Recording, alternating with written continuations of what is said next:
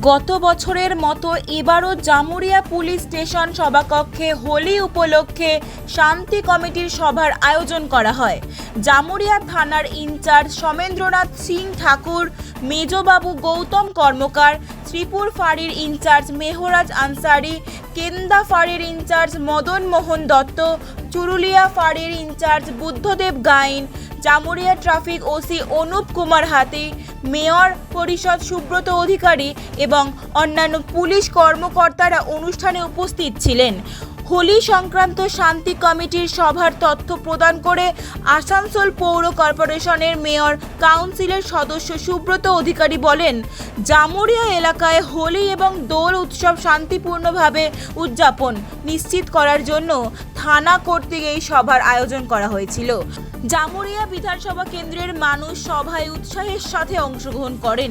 তিনি বলেন, সকলের উচিত সরকারি নিয়ম মেনে একসাথে হোলি উদযাপন করা, কারণ এটি রঙের উৎসব। হোলির সময় মানুষের উপর জোর করে রং লাগানোর যে কোনো প্রচেষ্টা নিষিদ্ধ, এটি করবেন না। পক্ষ থেকে আজকে দোল এবং হোলি উৎসবের আজকে একটা সমন্বয় বৈঠক ডাকা হয়েছিল এবং প্রশাসনের পক্ষ থেকে যে জামুরিয়ায় যেভাবে দোল এবং হোলি উৎসব হয়ে আসছে, এটা জামুরিয়ার ঐতিহ্য, সেটা যাতে শান্তিপূর্ণভাবে হয় সেই জন্য সমস্ত জনপ্রতিনিধি, সমাজের বিশিষ্ট ব্যক্তিরা, বিভিন্ন ধর্মাবলম্বী মানুষরা তারা উপস্থিত ছিলেন এবং আমরা সকলে মিলে পুলিশকে সহযোগিতা করার জন্য আহ্বান করা হয় এবং যাতে যে ঐতিহ্য আছে আমাদের জামুরিয়া সেটা যেন বজায় থাকে। কোনোরকম কোনো বিশৃঙ্খলা বরদাস্ত করা যাবে না।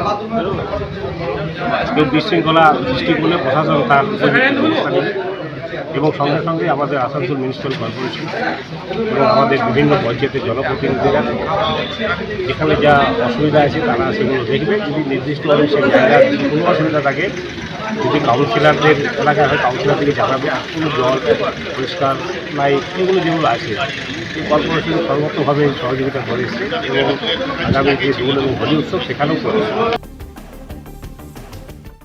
Bureau report, Bangabarta.